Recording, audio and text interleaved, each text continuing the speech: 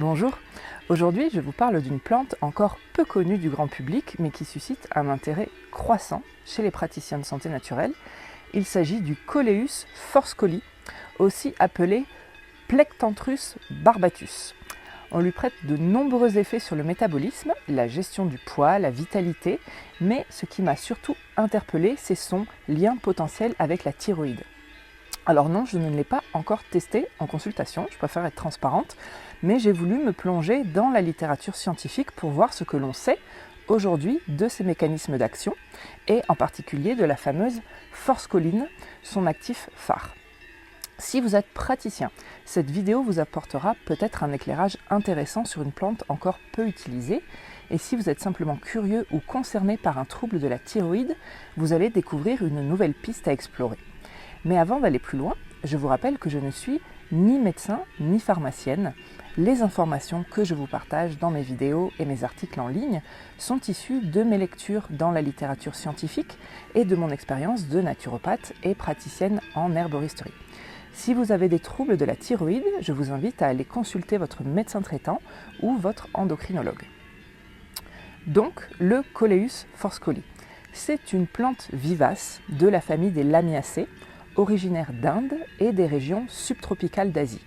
Elle est utilisée depuis longtemps en médecine ayurvédique, notamment pour ses effets toniques et métaboliques. Mais ce qui la rend vraiment unique, c'est la forscoline. C'est un diterpène qui est présent dans ses racines. Cette molécule, elle est capable d'activer directement une enzyme appelée adénylate cyclase, qui joue un rôle clé dans la production d'un messager chimique, l'AMPC, adénosine monophosphate cyclique. Et pourquoi c'est important ? Parce que l'AMPC, c'est un régulateur majeur de notre système hormonal et notamment de la thyroïde. En clair, cette petite molécule aide à transmettre des messages pour stimuler la production d'hormones thyroïdiennes. Et justement, quand on parle de thyroïde, on pense souvent à la TSH, au T3, T4, mais on oublie que toute cette cascade hormonale repose aussi sur des enzymes et des messagers intracellulaires. Et justement, plusieurs études que vous retrouvez dans la bibliographie de mon article en ligne montrent que la forscoline, elle stimule l'activité de l'adénylate cyclase dans les membranes thyroïdiennes humaines. Résultat, une augmentation de la MPC, ce qui pourrait favoriser la production des fameuses T3 et T4. D'autres recherches ont également observé l'activation d'enzymes impliquées dans le métabolisme thyroïdien chez des cobayes. Bon, c'était chez l'animal, mais cela confirme un potentiel réel d'action sur l'axe thyroïdien. Donc oui, il y a bien un effet stimulateur, mais ce n'est pas un bouton on-off, tout dépend du contexte biologique, des taux hormonaux de départ, de la santé du foie, de l'axe hypophyse-thyroïde, etc. C'est un peu comme une clé qui fonctionne, mais seulement si la serrure est prête à s'ouvrir. Ce qui est aussi intéressant, c'est que la forscoline n'agit pas uniquement sur la thyroïde. Elle est connue pour activer la lipolyse, c'est-à-dire la dégradation des graisses, et pourrait donc soutenir le métabolisme chez les personnes en hypothyroïdie qui souffrent souvent de prise de poids inexpliquée ou de fatigue chronique. Il y a également des pistes autour de son effet sur la stéroïdogénèse. On parle ici de l'équilibre hormonal en lien avec les surrénales et les ovaires, donc potentiellement utile dans le syndrome prémenstruel ou certains cas de fatigue hormonale.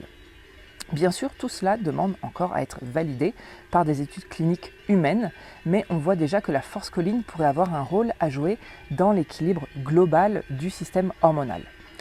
Alors, vous trouverez le Coleus forscolli dans les herboristeries, généralement sous forme de gélules ou de poudre. Voici les dosages habituellement recommandés.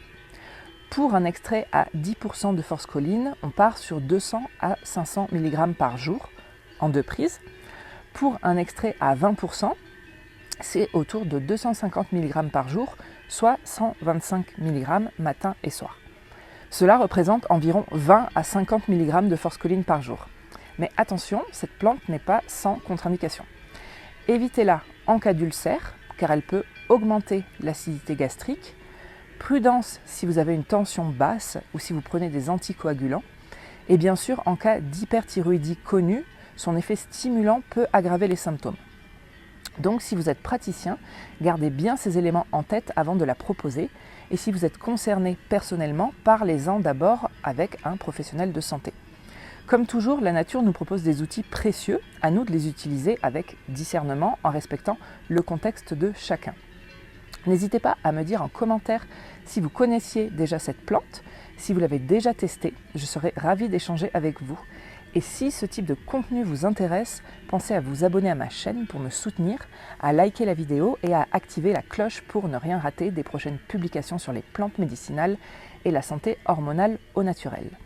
Merci d'avoir pris ce moment avec moi et à très bientôt pour une prochaine vidéo.